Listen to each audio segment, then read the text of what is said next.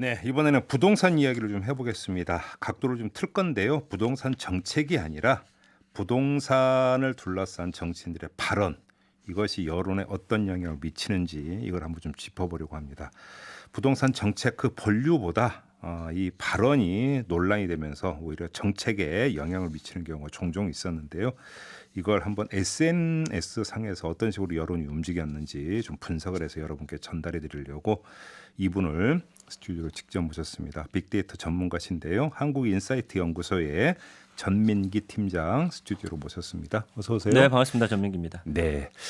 자, 일단 언급량이라고 그러죠. 네. 부동산 관련 언급량이 어느 정도였어요? 그러니까 연금량이라고 하는 거는 뭐 SNS, 블로그, 커뮤니티, 그다음에 언론 보도에 나간 것들 다 합친 거거든요. 네. 지난 1년 동안 부동산 관련해서는 203만 1,394건 어제 기준입니다. 1년 동안. 그렇죠. 1년 동안 200만 건이라고 하면 이게 많은 건가요? 어떻게 되는 건가요? 그러니까 보통 한 달에 한 10만 건 정도면 거의 모든 국민들이 아는 어떤 사안에 속한다고 보시면 될 것 같아요. 한 달에 이슈. 10만 건? 그렇죠. 한 달에 10만 건이면 1년이면 120만 건이면 상당히 많은 건데 그렇습니다. 203만 건이면 엄청 많다 이렇게 봐도 되는 건가요? 그러니까 국민 MC 유재석 씨가 지금 1년에 50만 건 정도 언급되는데 아, 놀면 뭐하니 어떤 영이 굉장히 크거든요. 비규기진 유재석 씨입니까? 네. 그 손흥민 선수 골 넣어도 만 건이 일주일에 언급되기가 힘들어요. 비교를 그렇게 하시니까 확 와닿네요. 예. 상당히 많은 거네요. 그러니까 그렇습니다. 언급량이. 알겠습니다. 자, 그런데 이 부동산이라고 제가 포괄적으로 이제 그 표현을 했습니다만 워낙 이제 가지가 많은 건데 조금 전에 좀 말씀을 드린 것처럼 정치인의 논란성 발언. 네. 이것이 이제 그러니까 SNS 상에서 어떻게 움직였는가를 좀 보려고 하는 건데 몇 개만 좀 뽑아서 한번 이야기를 해보죠. 네. 가장 최근 게 이제 진선미 의원의 아파트에 대한 환상을 버리자 이 발언 아니었습니까? 그렇습니다. 이 반응 어떻게 나왔어요? 그러니까 일단은 어떤 화제 중심이 되는 발언을 하면은 언급량 자체가 확 올라갑니다. 그래서 진선미 의원 같은 경우는 2019년에 한 46,900건 정도 언급이 됐는데 한 해에. 그렇죠. 예. 2020년 지금 11월 23일 기준으로 벌써 84,000건 언급됐어요. 거의 2배로 올랐네요. 네, 이 발언 때문에 사실은 국민들이 굉장히 관심을 갖고 있는 거고요. 예. 이제 감성어라는 걸 분석을 합니다. 이건 뭐냐면은 진선미 의원을 둘러싼 주변의 뭐 형용사나 동사 이런 것들. 그렇죠. 이게 이제 어떤 감성으로 나타나는지 긍정으로 나타나는지 부정으로 나타나는지 네. 이제 저희가 조사를 하는데 2019년 보면은 41대 58 정도로 부정 언급이 살짝 높습니다. 네. 그러니까 정치인들은 거의 한 100% 부정 언급이 높다고 보셔야 돼요. 왜냐하면 그 반대급부가 있기 때문에 예. 그쪽에 어떤 공격들이 상당히 많습니다. 그러니까 이제 긍정 대 부정어에서 부정어가 좀 상대적으로 좀 정치는 좀 높은데. 네. 그러니까 이 진선미 의원 같은 경우도 이제 그런 이제 그 흐름을 따라가고 있었는데. 그렇죠. 근데 요번에 그 발언이 나온 다음엔 어떻게 됐습니까? 그 다음에 제가 한 달 정도를 봤더니 부정적 언급이 5배 이상 많았어요. 어휴. 그러니까 긍정어는 좋다, 뭐 편리하다, 최선이다. 부정어는 버리다, 비판, 실패가 많이 언급이 됐습니다. 그러니까 부정 감성가 이렇게 높다라는 거는 보통 이제 어떤 사안이 터지고 정치인들이 발언을 했을 때 지지층들도 있기 때문에 웬만하면 또 보호를 해줍니다. 그래서 네, 그렇죠. 함께 뭐 지지한다라든지 힘내세요라는 것들이 함께 올라오기 때문에 아무리 좀 사회적으로 좀 질타를 받는 그런 발언을 하더라도 그 차이가 긍부정 차이가 한 20-30% 넘게 벌어지진 않거든요. 쉽게 이제 그 요즘 그 신조어로는 디스와 실드 간의 어떤 팽팽한 기싸움이 이루어지는 그렇죠. 거니까. 근데 이 부동산 같은 경우는 그 실드가 좀 무너졌다고 보셔야 될 것 같아요. 그러니까 15대 84까지 올라갔다라는 건 부정 감성가가 84까지 올라갔다. 그렇습니다. 그러니까 이거는 부동산은 굉장히 민감한 이슈고요. 이거는 국민들이 좀 어떤 굉장히 이 발언에 대해서는 좀 많이 좀 비판적으로 보고 있다라고 보셔야 될 것 같습니다. 한마디로 얘기하면 감정선을 건드렸다. 이렇게 그렇습니다. 정리. 근데 지금 진선미 의원 관련해서 키워드가 있다고요? 그러니까 요즘에 이제 인터넷상에서 많이 되고 있는 게 뭐 패러디라든지 네. 풍자 이런 것들인데 그렇죠. 그 한 의원의 어떤 이미지를 다른 과거의 어떤 사람과 좀 매치시키는 경우가 요즘에 좀 많아요. 그래서 추미애 장관 같은 거 뭐 추다르크다 이런 말도 있듯이 진선미 의원은 이제 앙투아네트랑 합쳐져서 프랑스 대혁명 때 이제 그 왕비 그렇습니다. 마리 앙투아네트. 그래서 한 네티즌이 이제 마리앙투아 진선미라고 불러드리겠다. 이제 아파트 없으면 임대 빌라에 살면 된다라고 한 거에 대해서 앙투아네트가 사실 프랑스 마지막 왕비인데 굶주린 백성들에게 빵이 없으면 브리오슈를 먹으라 이거 말했다는 것과 빗대서 하는 거거든요. 뭐 그래서 마리아 진투아네트다 뭐 이런 이야기까지 나오고 있고 네. 뭐 여자 장하성이다 이런 또 발언들도 나오더라고요. No. 그러니까 이거는 한 교수가 이야기한 건데 예. 그 호텔방 전세가 미래 주거라니 당신부터 호텔방 전월세방에 들어가라 뭐 이런 이야기를 했는데 예. 이게 장하선 전 청와대 정책실장이 과거 한 라디오에서 강남에 살아봐서 아는데 모든 국민이 강남에 가서 살 이유는 없다 이런 걸 이제 함께 돌려가기 한 것이죠.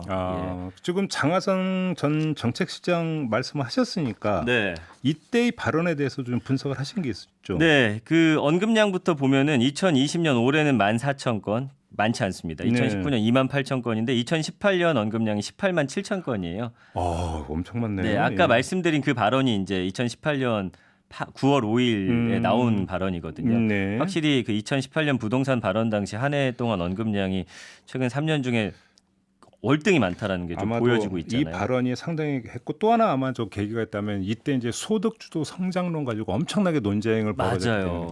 그러니까 지금 정부가 사실은 긍정 감성어를 굉장히 높여주는 그런 키워드는 코로나고요. 네. 부정 감성어를 확 올려주는 게 경제하고 이런 부동산 관련 정책들인데 네. 장하성 당시 이제 정책실장 같은 경우는 2018년에 감성어 비율이 29대 70%로 부정이 훨씬 높습니다. 예. 근데 참 이례적인 거는 2020년이 되니까 오히려 18대 81로 더 올라가게 돼요. 그 과거 발언이 계속 잠깐 올해 들어서 더 올라가. 이거는 그러니까 과거 발언이 자꾸 소환이 돼서 그런 맞습니다. 건가요? 소환이 되면서 예. 어쨌든 또 한 정치인이라고 보긴 어렵기 때문에 또 예. 지지세가 확실하진 않거든요. 지지층들이 뭐 굳건히 이렇게 버텨주는 게 아니기 때문에 지금 뭐 대사하시니까 맞습니다. 그래서 부동산 관련해서는 긍정적 언급은 거의 없다라고 봐야 될 것 같습니다. 오히려 올해 들어서 더 올라갔다 부정어가. 그렇습니다. 그래요. 예.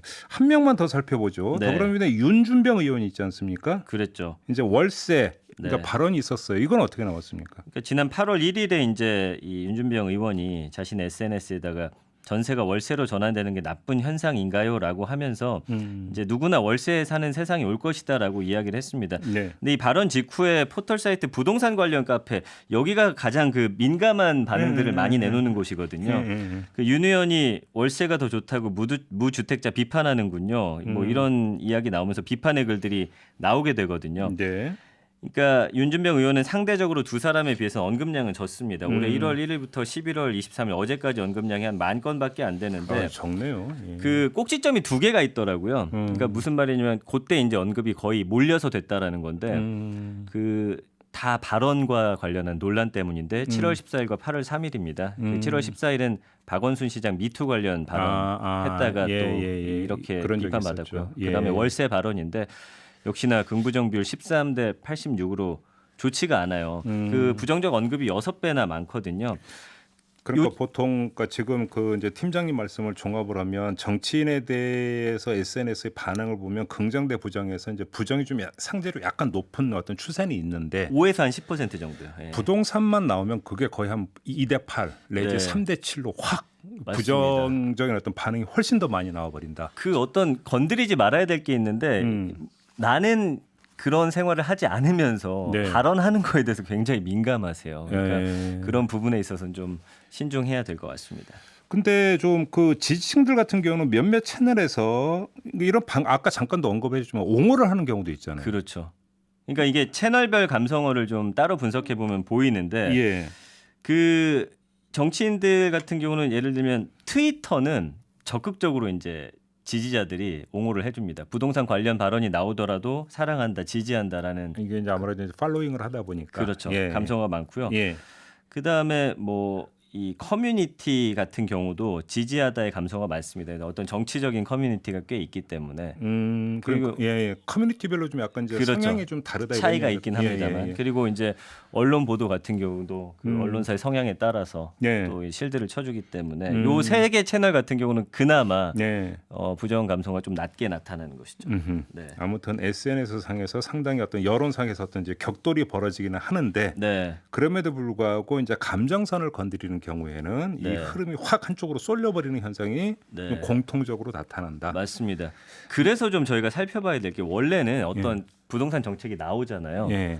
그럼 중립 감성어가 높게 나타나. 이건 무슨 말이냐면 뭐 좋다 나쁘다보다는 이 정확히 이 대책이 나옴으로 인해서 어떤 결과로 이어질지 국민들은 사실은 바로 알긴 힘들어요. 그러니까 전문적인 지식이기 때문에. 정책 자체에 대해서는 좀 유보적이고 신중하게 접근한다. 그렇습니다. 그래서 원래는 뭐 예를 들면 20% 중립 감성어가 50% 넘게 나오고 부정이 뭐 30 나온다고 치더라도 그래서 사실은 이 결과치라는 게 바로 나오는 게 아니잖아요. 이 대책에 대해서. 그렇죠. 그래서 긴 시간 좀 지켜봐야 되는데 그렇지 못하다는 거죠. 그렇다 보니까 여야 모두 결과를 기다려서 평가하기보다는 이 초반 여론 형성에 굉장히 공을 쏟는 이유가 있거든요. 그래서 여론 선점 효과 뭐 결국 프레임 전쟁으로 이어지는데 결국은 정리를 하면 부동산 정책이 발표가 되면 거기서 어떤 하나를 확 쏠리는 게 아니라 유보적이고 신중하게 저 정책이 어떻게 되는 걸까 이렇게 좀 신중하게 접근하는데 여기다가 부적절한 발언 하나가 나면서 확 불을 질러버린다. 그리고 그동안의 경험상 이제 부동산 정책에 대한 좀